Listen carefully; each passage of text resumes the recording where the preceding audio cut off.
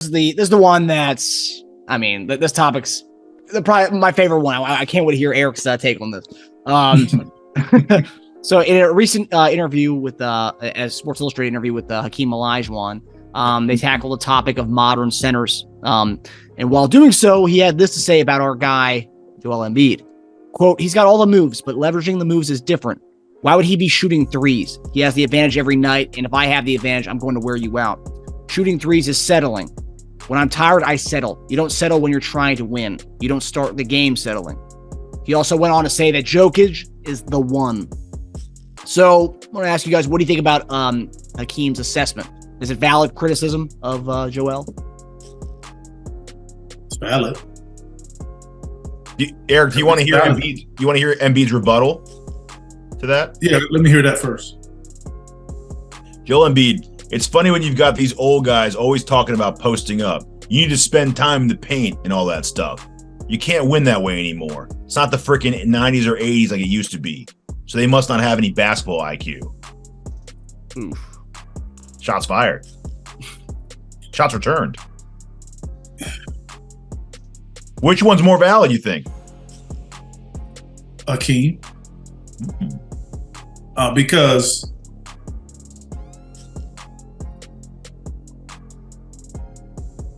how many teams in the last 10 years have won championships and they're just primarily knocking down threes? People make threes. They shoot them and they make them. But to say that paint points don't matter in the playoffs, yeah, that's not true. That's not true, because in this three-point shooting game, like I've said before, analytically, the best shot is a layup and a dunk. That's the number one shot with analytics. And it'll always be the number one shot. So to say we can't win with points in the paint and that's the number one shot, you got to understand it. So I get what Joel was saying as far as the game has evolved. It has. But what the Dream is saying is he has a mismatch every game. Shaq says it a lot, too. Every game. Every game.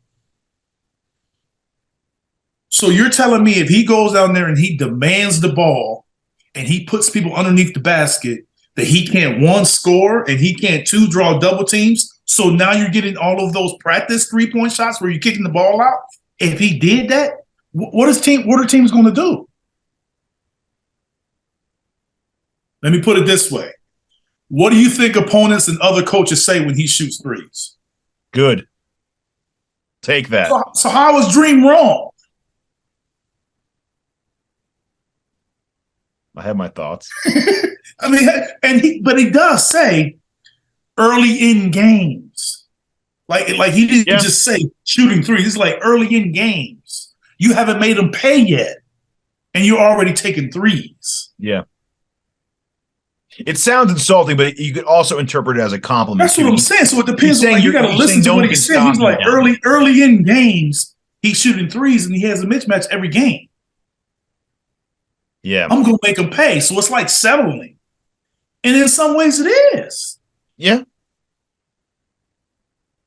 It's everyone's taking it as an insult to him, but you don't have to look at it that way. It could also be a compliment because he's also saying no one can stop you when you're down there. I mean, but people don't hear that part. Yeah, they just They're say not hearing the part where he's saying threes. He has a mismatch every game. Mm-hmm. Yeah. And he doesn't take advantage of it. You guys don't see him shoot jump shots and threes and be like, man, get inside. All the time. He's been a little more like, no, I'm just saying, like, you think that when he misses those shots, what's the first thing that comes out of people's mouths when he missed 2 or 3 straight threes? What do you think they say? Stop shooting threes. And do what? Go down to the paint. So how can you all say it, but one of the best singers that ever played the game can't say it? Personally, I think he had a lot of valid points. I went off a little bit when he compared to Jokic because Jokic actually shot more threes than Embiid did last year. So it's like and a lower percentage. So how is he the one for his versatility? That part I didn't get because I want to, and I'm kind of ad-libbing when he didn't really say it, but I'm kind of almost taking it as if he's saying he's the one with his moves. That's what he kind of almost went that way because his different array of moves and the things that he can do. That's how I'm kind of taking it when you say he's the one from that standpoint. But to me, if it would be a concern for Joel, I think that same concern can be pointed towards Joker too. So I kind of like, if I agree with him, if I agree with the dream and what he said about Joel, I think the same should apply to Joker, basically is what I'm saying. Yeah. They're both extremely talented but I do think that there's times when they can take advantage of the matchups that they have more often than. Yeah. So we get into the playoffs and we play Milwaukee. They got to play Lopez the whole game. Yep. Every minute that he's in there. And he's still going to have to help. So we play Boston. How is it that we play Boston and people think Al Horford can guard Joel? How is that possible? Because of history? Because he's done it. Yeah. The people aren't assuming. They're going by what we see. Yep. Mm-hmm. That shouldn't be the case. Yeah. So. Yeah, I mean, again, I think what he said is valid. My question is, too, here's why I play both sides, right? As you guys know. Well, first off, we got to know, like, what question was he asked? Oh, in the SI interview? Yes. What was the question? I think he was talking about just modern bigs and I think in general how the game's kind of evolved with just the modern bigs out there. And, you can't talk about modern bigs without talking about, the Jokic Embiid, verse. But one thing's interesting about what Embiid said too, though, which I don't agree with him on, the 80s and 90s thing. That's the thing, man. The 80s and 90s, when you got down low, took a beating down there, and there weren't fouls called. You do get those foul calls now. So, like you said earlier, you get doubled or you're going to go to the line or score. One of those three things. I think with the 80s and 90s guys, you were always, majority of the time you were playing against a 7-footer each game. So, if a Dream was playing against primarily 6'8", 6'9" guys, he would destroy them. That's basically what he's saying. Yeah. I would destroy those guys. And he won. Yeah. Joel, when he says he has an advantage every game and he settles, you all think the same thing, just like almost every other Sixer fan thinks the same thing. When he shoots those threes and don't make them. Everybody thinks that. He's averaging like 33. I can't complain about that, though. No. I'm just saying, okay, maybe he would average 39. Yeah. But the difference is it's not about points as much as it is punishing the team, flattening the defense, getting guys in foul trouble, getting other guys cleaner, wide open shots, making them double team, you're making them stretch their defense, putting them in rotations. It's more than just the numbers.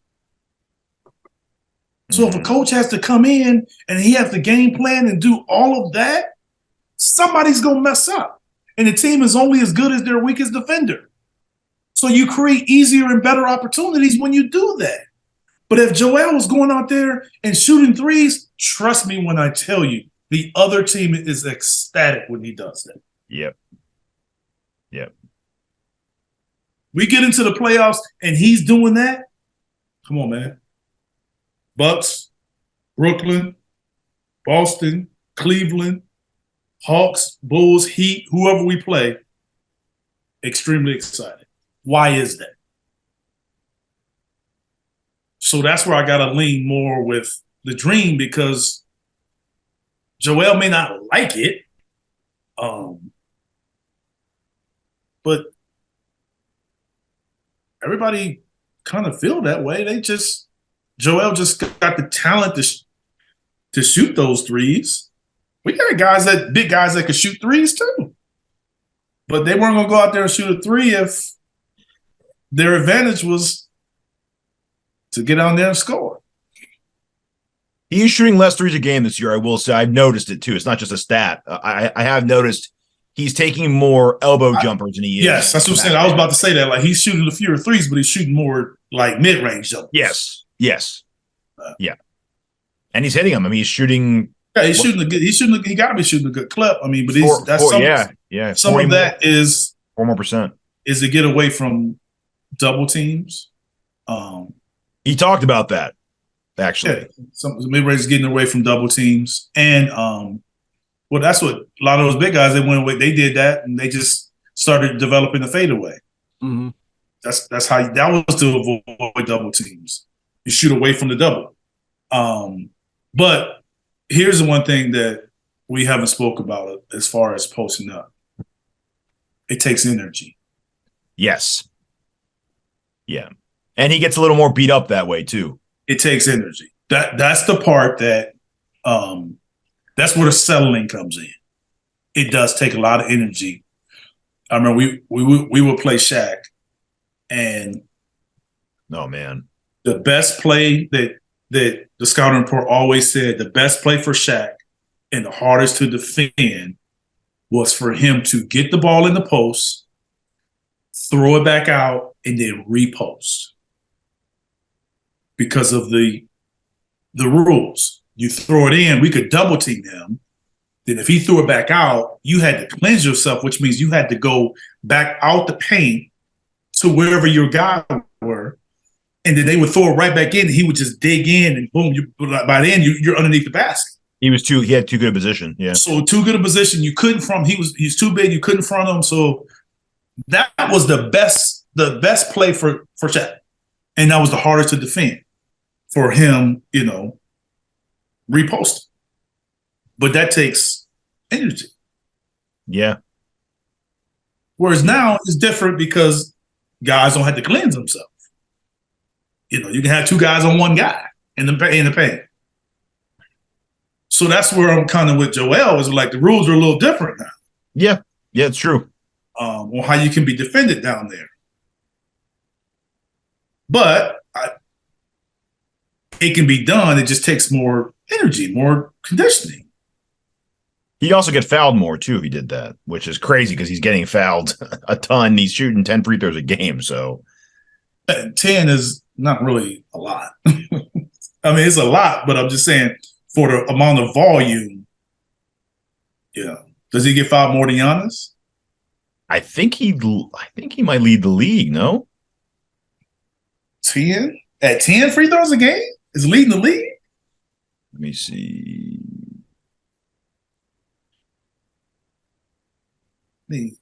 Yeah, I thought he was. Yeah, I thought he was leading the league. I thought I heard that during the game. He's on some historic pace for free throws. I thought I heard them say. That's why. That's why I thought that. I thought nowadays guys will shoot way more free throws than that. Free throw attempts. Oh no, he's not. Okay, no. He's shooting 11.7. It says that's weird. I just saw 10. I don't know where the hell that came from. That's weird. Okay. Oh, I'm sorry. Okay, yeah, never mind. Yeah, he shoots 11.7. My bad. He's not leading. He's two. No, Giannis 12.9. Yeah, that's what I said. I thought Giannis was shooting more. Yeah, Luka 11.3. Yeah, that sounds all right. Yeah. So yeah, I mean, let me ask you this: Does I hope he does. Does Giannis shoot more threes than Joel? No, just barely less. He shoots less? Yeah, he shoots 2.9 a game. Joel 3.2. Wow. And Giannis is shooting 24%. Ooh. What does Joel shoot? 35. What does Joel shoot in the paint?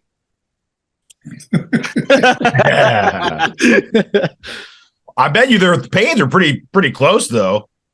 Huh? I bet you their paint percentages are actually really close though. Yeah, I'm just saying the paint percentage is better than the 35% from three. Yeah. It's funny, man. Joel shoots a better 3-point percentage than Luka. Luka was shocking to me. His 3-point percentage is actually pretty shocking. Someone sent me his 3-point percentage and his free throw percentage, and I was pretty shocked at both.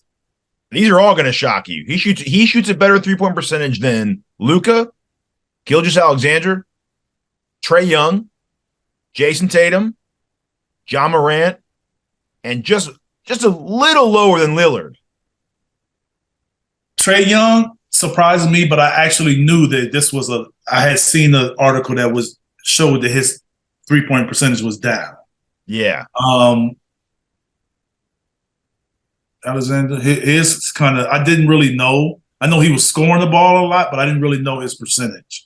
Pretty crazy. I didn't know that. A lot of those guys, man, they take so many contested shots and tough shots. That's true. That's true. That's the difference. Now, I don't see Joel shooting as many, even though out of those three that he may take, they're usually wide open.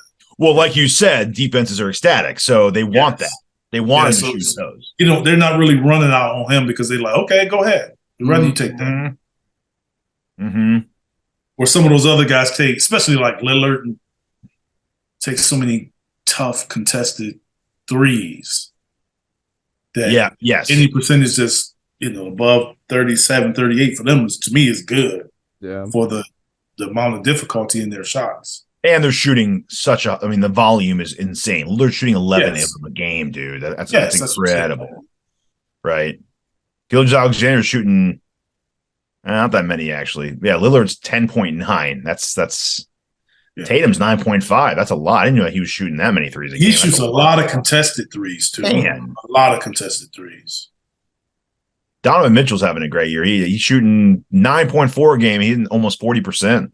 Damn. That's impressive. So, yeah. I mean, Mitchell has went there and almost kind of like, they have a guard there. The Garland that made the All-Star team last year, and it's like he's still there. Yeah. There's changed. Mm-hmm. But yeah, he did. I mean, Joel did talk about that. He talked about how him and Hanlon studied a lot, and they figured out. He said, "Where can I be the best playmaker, and where can I be a better scorer without getting easily doubled every time?" And that was at the nail. So he started all of our work basically in those areas. Yeah, because most people won't double the nail. Because it's in.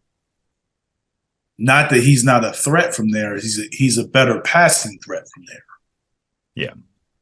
Because he can see the whole defense. You can't come from behind. You can't sneak. You know what I'm saying? So it's the face-up. That's like the triangle offense. It's very similar to catching the ball in that position, triangle offense. If you think triangle offense, you think Tim Duncan used to catch it a little higher. You think Dirk used to catch it there all the time. Like that's a very popular spot because it's harder to double there. Garnett, especially toward the end, too. It's harder to double from that position because most teams that are good are not going to double from the strong side.